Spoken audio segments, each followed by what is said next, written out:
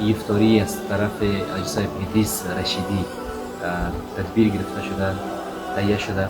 انشاءالله امو حدیث پیغمبر صلی الله علیه و آله است که کسی برای یک نفر روزدار افطاری بده، الله متعال مزدش برش میته به غیر زو کم شود.